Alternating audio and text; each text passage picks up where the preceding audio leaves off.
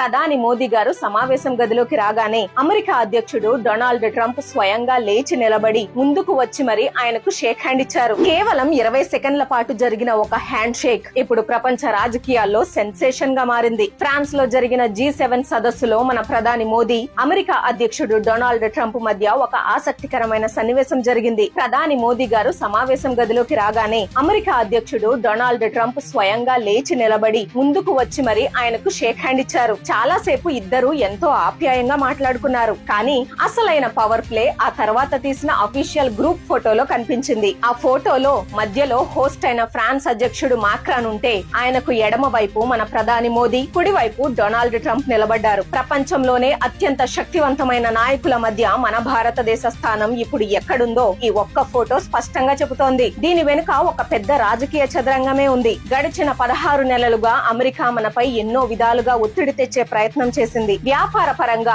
ఇతర విషయాల్లో ఇండియాను భయపెట్టాలని చూసింది. కానీ మన దేశం ఎక్కడా వెనక్కి తగ్గలేదు. అమెరికా ఒత్తిడికి తల వంచలేదు. పైగా ఈ సెప్టెంబర్ లో రష్యా అధ్యక్షుడు వ్లాదిమిర్ పుతిన్ కూడా ఇండియాకు రాబోతున్నారు. అంటే మన విదేశాంగ విధానంలో ఎవరి ఒత్తిడికి లొంగకుండా మనకు కావలసిన నిర్ణయాలు మనం సొంతంగా ధైర్యంగా తీసుకుంటున్నామన్నమాట. ఇండియా అంటే అమెరికా ఒత్తిడికి భయపడే దేశం అనే రోజులు పోయాయి. ఇవాళ ప్రపంచ వేదికపై భారత్ మరింత బలంగా సగర్వంగా నిలబడింది అని ఈ G7 సదస్సు నిరూపించింది. ఈ వీడియో చూసాక ఒక భారతీయుడిగా మీకు ఎంత గర్వంగా అనిపించిందో కింద కామెంట్స్ లో చెప్పండి. మన దేశ స్థాయి ఏంటో ప్రతి ఒక్కరికి తెలిసేలా ఈ వీడియోను లైక్ చేసి అందరికి షేర్ చేయండి. జై హింద్.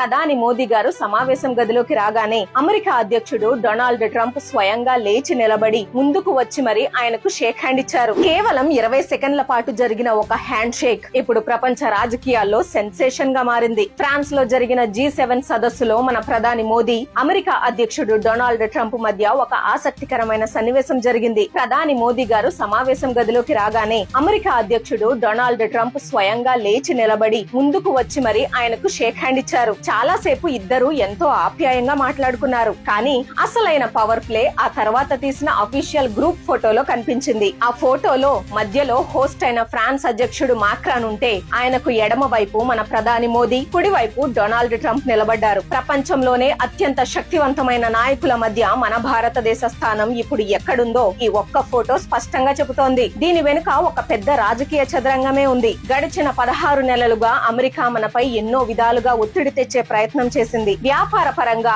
ఇతర విషయాల్లో ఇండియాను భయపెట్టాలని చూసింది. కానీ మన దేశం ఎక్కడా వెనక్కి తగ్గలేదు. అమెరికా ఒత్తిడికి తల వంచలేదు. పైగా ఈ సెప్టెంబర్ లో రష్యా అధ్యక్షుడు వ్లాదిమిర్ పుతిన్ కూడా ఇండియాకు రాబోతున్నారు. అంటే మన విదేశాంగ విధానంలో ఎవరి ఒత్తిడికి లొంగకుండా మనకు